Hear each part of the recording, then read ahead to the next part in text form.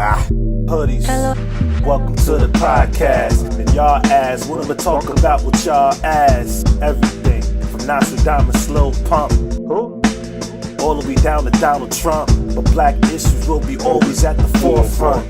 Hoodies, I know that's just what y'all want. Black life, black love, all of the above. It's King Rashidi, isotone gloves. I'm ready, it's Rise, God Kings. Rest in peace to the God Queens. Hey.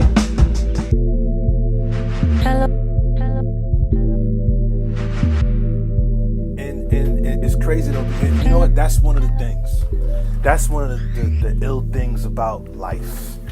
You know, for real. You know, in life we come up with things, with all these doctrines, all these. You know, well, we subscribe to different doctrines. Some we make up ourselves. Tell that shit.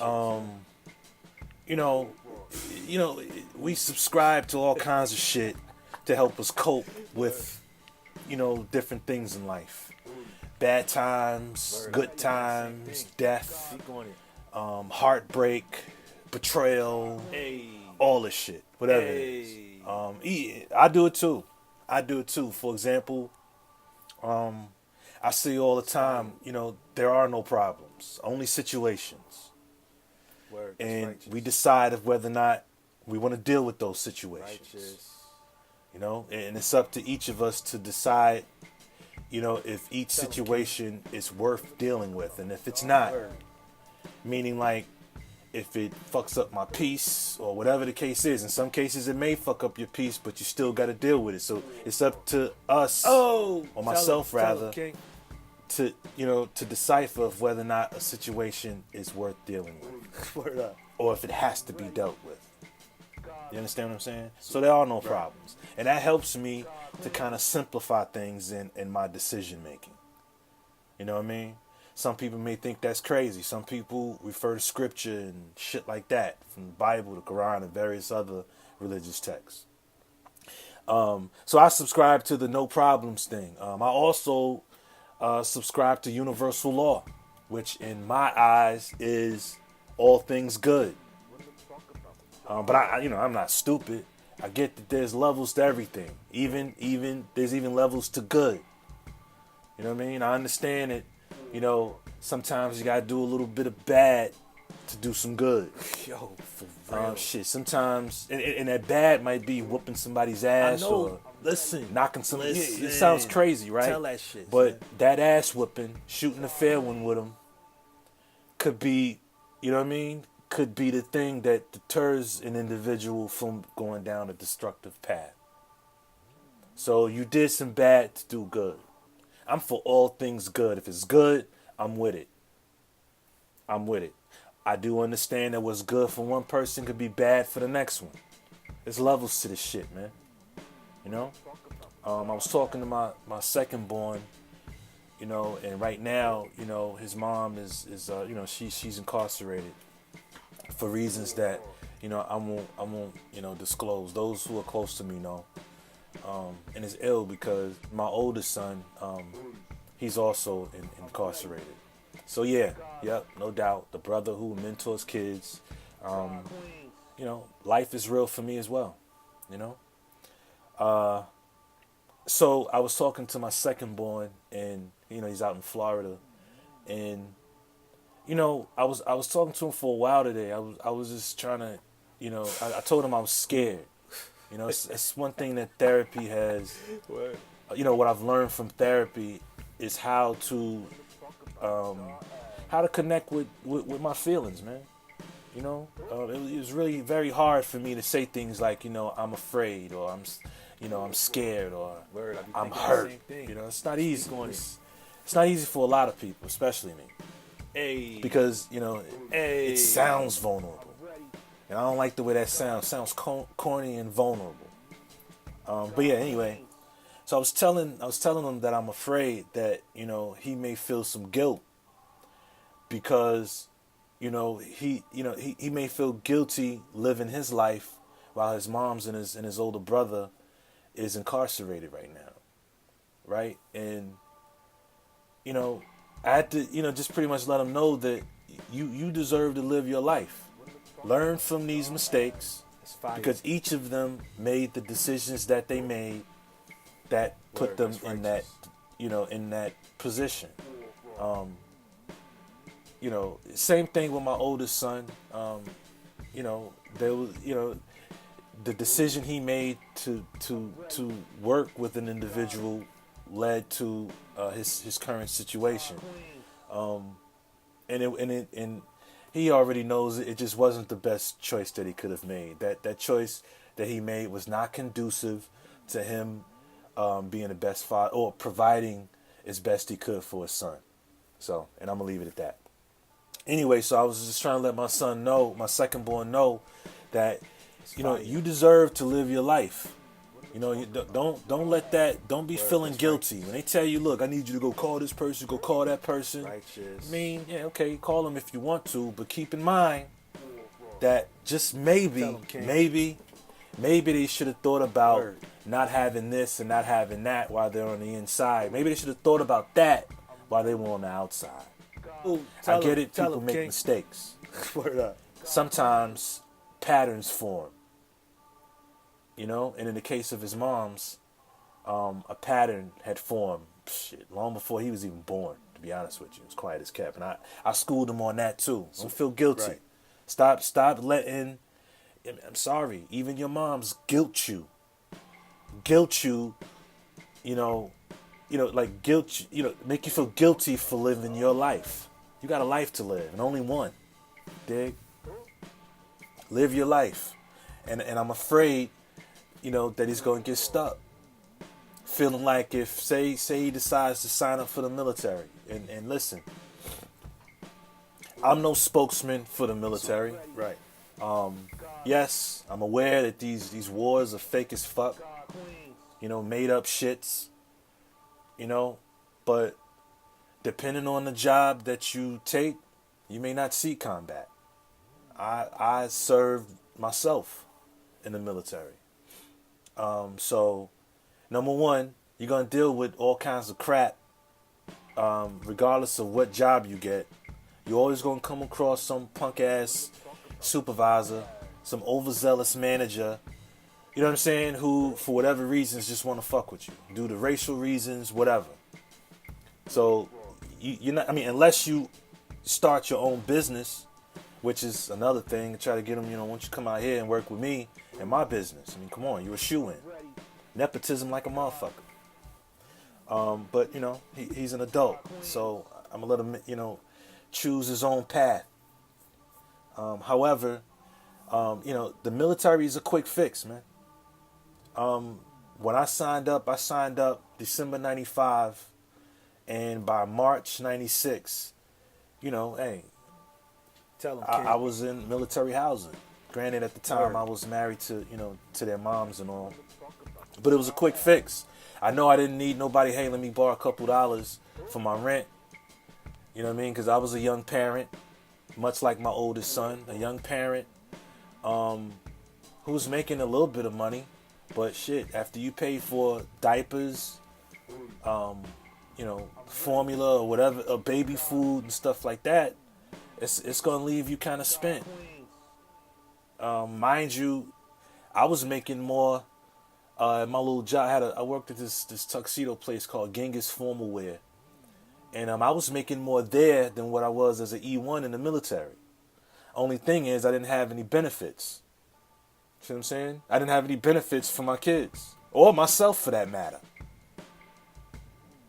So, so I know a lot of people who feel a ways about the military, working for the government. But sometimes, you understand? Like I said about that universal law, there's levels to good. Sometimes, then there's levels to sacrifice. You got to be able to step outside your comfort zone. You got to sacrifice some time with your shorty. You got to sacrifice some time even with your kids. There's some sort of sacrifice has to be made. That's why, there is a job shortage in this country. Right? But sometimes now, it does come down to the fact that some people are just afraid to say, okay, you know what? Like, say if you live in Chicago, some people are afraid to step out and say, go to Indiana to work a job. They don't want to step outside of their comfort zone. Sometimes people just aren't willing to travel, and I get it. Some people can't. But so this doesn't apply to individuals like that. But for individuals who can, but just won't, then you're the problem. Don't get me wrong. You got crooked cops out here, racist cops, and for the record, some of our own are crooked as fuck. There's, the system's biased. Our white counterparts are getting a slap on the wrist in comparison to the sentencing that brothers get. I'm no stranger to none of these things. If you listen to any of my podcasts, motherfucker, I know. I think at the same time we tend to forget that in a lot of cases, sometimes we can be the problem. Sometimes we can be the problem. Sometimes we're quick to point the finger at other people. Back to therapy again. I used to do that. Some people aren't even necessarily aware that they have a problem. Some people don't even know that, but they're carrying that baggage from some shit that popped off with them when they was a kid. I didn't know that. I knew it was bothering me. And I'm not trying to act like I'm Mr. Healed because I, had therapy. In fact, I ended my session, looking at the certificate, it was November 5th. So it feels great, that I did the sessions of psychotherapy. But, and I'm not Mr. Healed. I'm not. It doesn't stop there. It continues. Like now, I know what I'm dealing with. I know I'm hurt. I know I still carry some animosity. It's not going to go away overnight. It's not going to go away just from a few sessions. But at least now I know that I'm quote unquote sick, if you will. And I can identify and I can still live a decent life in spite of. But anyway, I was talking about talking to my second born son about, all of these things that I'm saying to y'all right now. I'm afraid. I am afraid, and I don't want my son to get stuck. I don't want him to get stuck, feeling guilty, for living his life because of the poor decision making on, family members that he's close to. I would extend that same advice to y'all, even to myself. I oftentimes gotta, work my way out of this mental paper bag. Sometimes my two oldest kids, sometimes I feel as though I failed them. There was a time I was a single parent with them, right? And when their mom, who's incarcerated, when she told me that she had finally gotten herself together and blah, blah, blah, I figured, okay, all right, cool. The boys can stay with her. I get a few things in my life together. That turned out to be a big mistake. The place that she had was Section 8. And I'm not necessarily sure, but shit, I think in order for a parent, for someone to get Section 8, I think you have to have kids. I'm not sure. I could be wrong about that. Don't quote me. But the thing is, I didn't even check, and I should have. This was some years ago.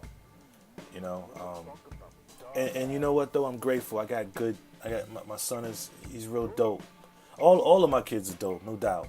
It's just in terms of decision making, you know what I mean. Some just make better ones than the other ones. I got 3 sons, by the way. So what was I saying? Yeah. So my second born, he's pretty dope. He always says all the time, like, Pop, stop beating yourself up like that. You did what you thought was right. And he's right. However, I could have made some better moves, and allowing my sons to go back to stay with their moms just wasn't very smart. I was a different person then. I made a few silly decisions, which which makes me so qualified to mentor some kids. Because name a mistake, I've probably made it. Oh, So now tell I him, can tell school him, y'all. King.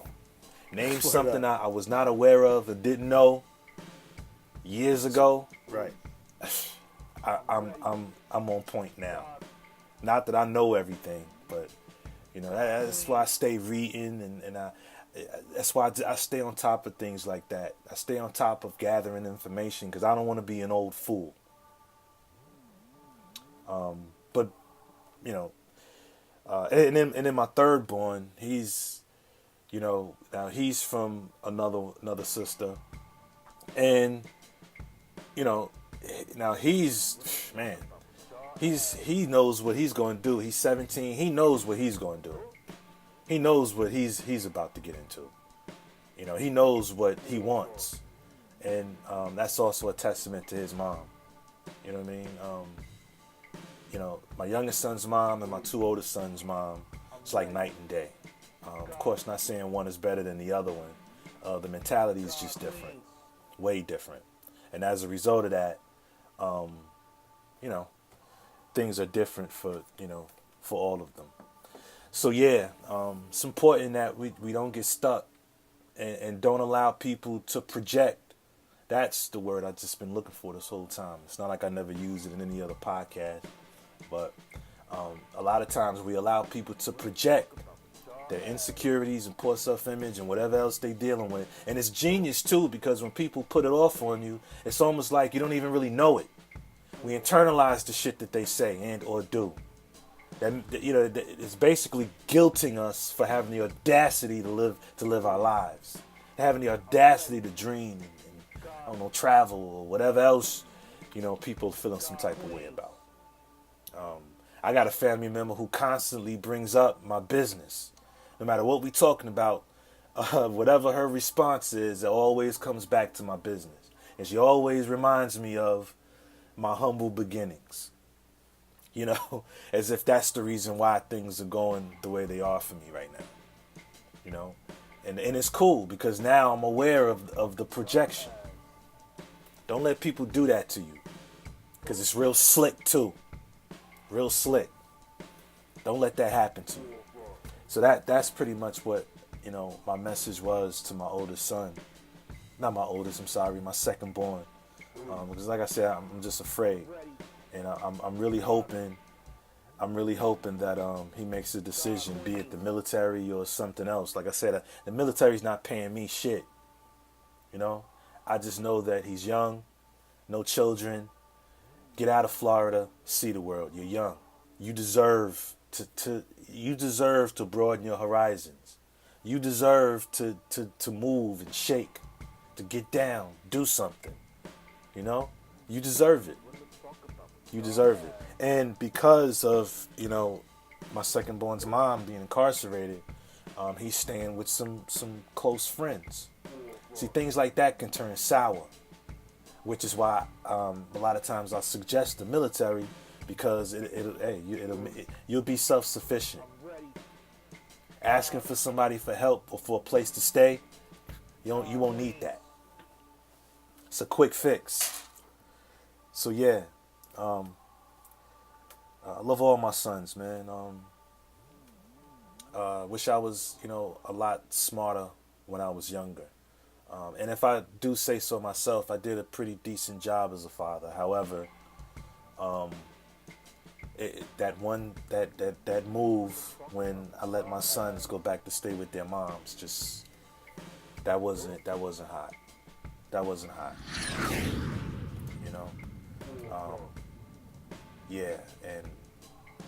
That wasn't a smart move. And that's something I gotta live with. You know what I mean? That's something I gotta live with. So I fight my way out of this mental paper bag, and I have to tell myself that, okay, you did the best you could, and it's now time. Your sons now have to be held accountable for their decisions. And if you're a parent out there who's dealing with the son or daughter, or you say you're the guardian of, say a young family member, hey, if I mean, well, if you've abandoned them and set a piss poor example, then well, maybe you are the reason. But if you put your best foot forward as a parent or guardian, then listen, you just gotta. Our youngsters gotta find their way. You understand? Some people say that the best thing we can do to help someone is to back off. It's to back off. Which is, as quiet as kept is what I've had to do with my oldest son. Bright young man, extremely passionate, extremely talented too.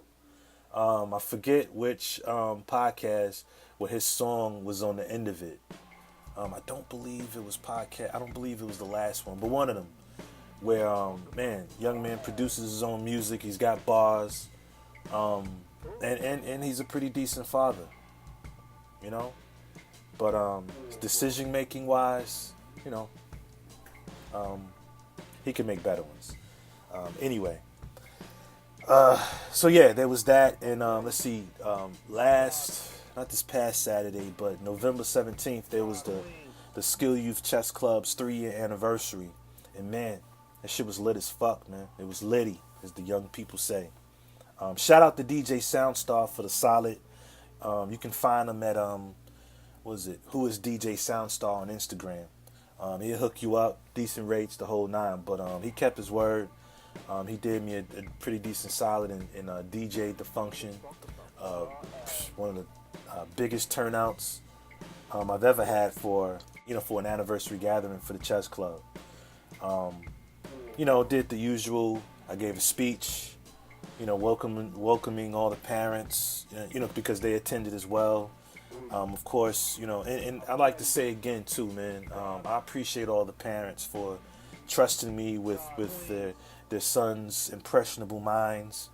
And then once again, I promised them to be a positive example for these black boys, to inspire them to think and define themselves for themselves.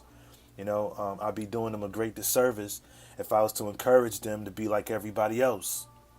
Not to think, not to question, not to look deeper. You know what I mean? So, yeah, all that good stuff. And I also gave out some awards. The President Jacquin broke them off with a certificate, of outstanding leadership. That young man is extremely bought in to the whole concept of the chess club. And I'm just really humbled and grateful to have him on the squad and the leadership that he displays.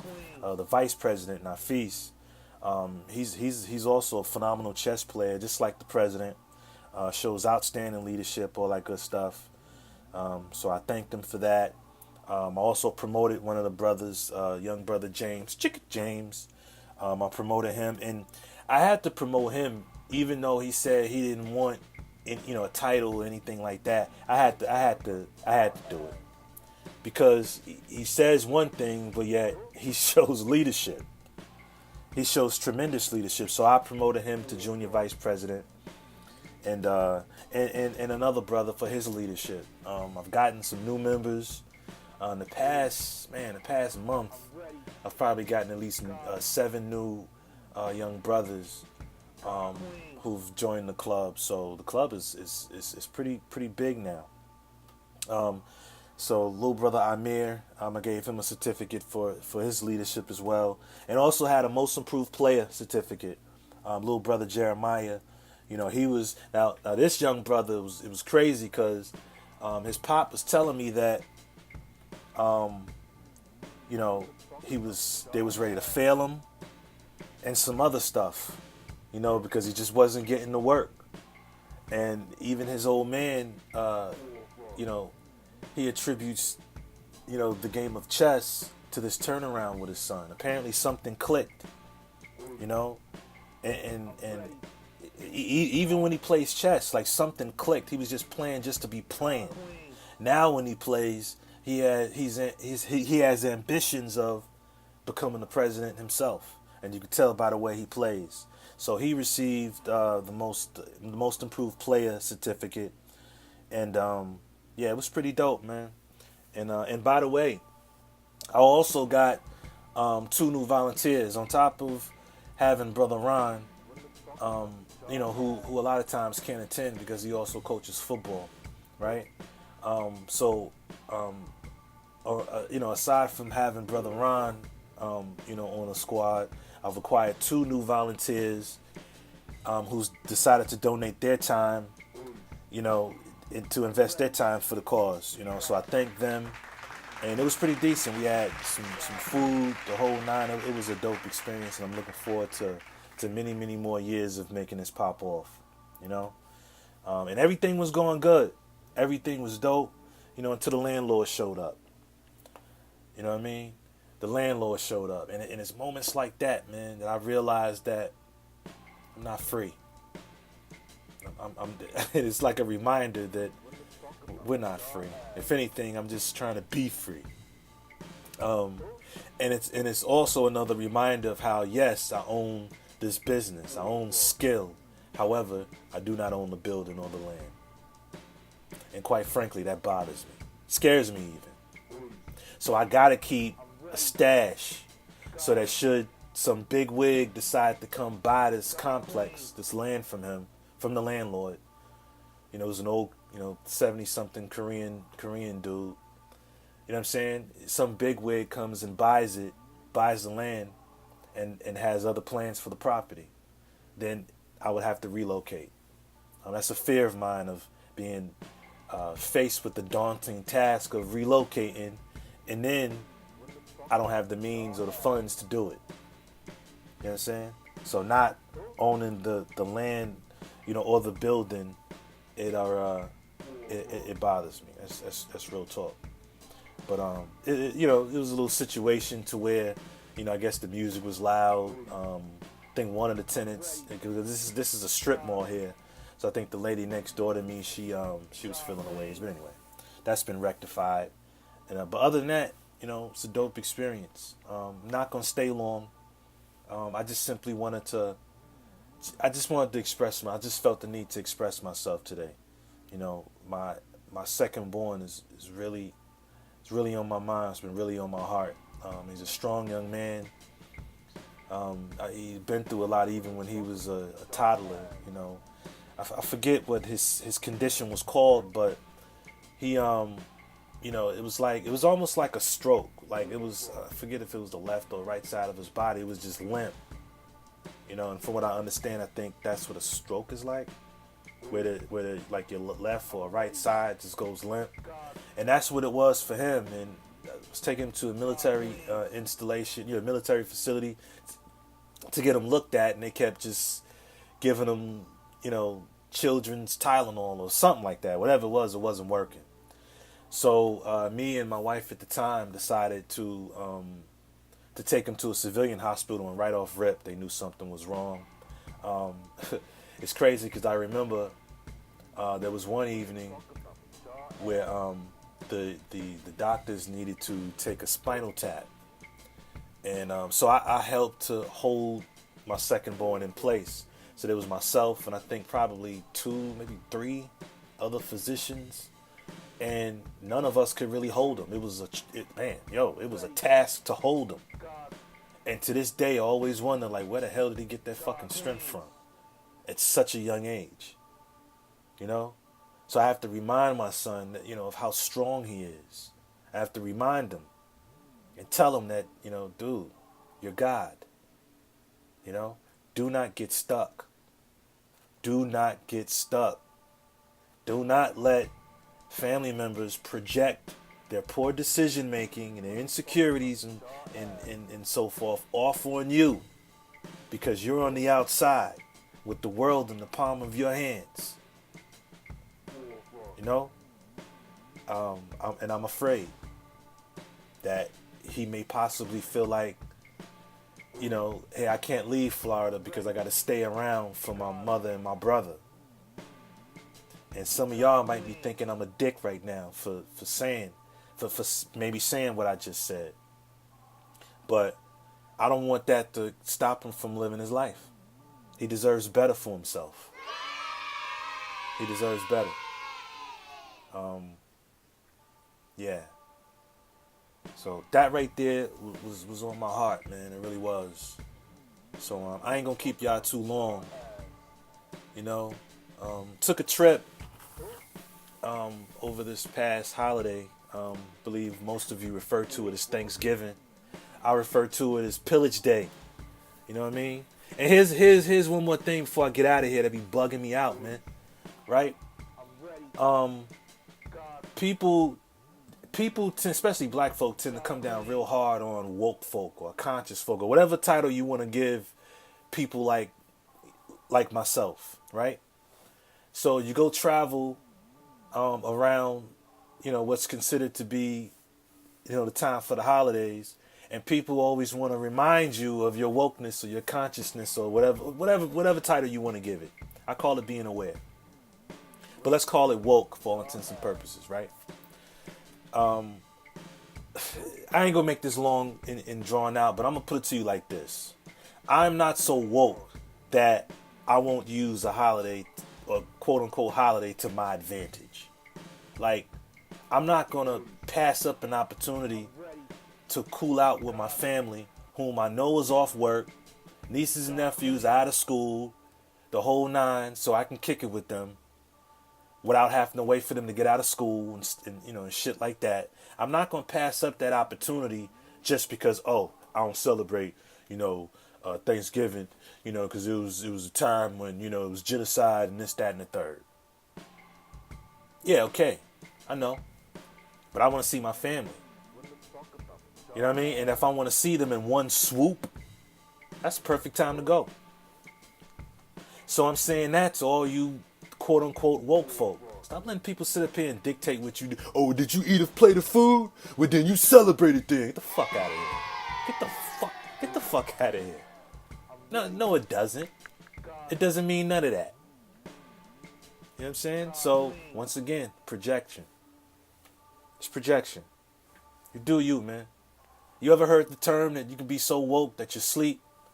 I ain't about to sit up here and miss a plate of my mother's food because I don't believe in the Thanksgiving. True, I don't.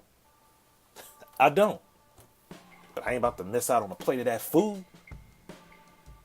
Hold the meat, please. You understand?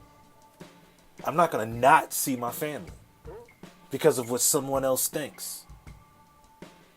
Because then, shit, you just turn it into another fucking religion. You turn your awareness to another fucking religion. Another cult or something like that. Just got to stop internalizing shit from people who don't... And then it's always the motherfuckers who don't stand for nothing. It's always got something slick to say about it. So think about that one too. Do you, man. Live life. You deserve it. We all deserve it. Universal law. All things good. Just don't forget them levels. Word up. I want to thank y'all for listening. This is Hoodies, the podcast, session 17. I'm King Rashidi. Y'all stay up, man. I'm the Petey Green of this shit. Alright. Peace. To the podcast. What am I talking about? Who? Always the forefront.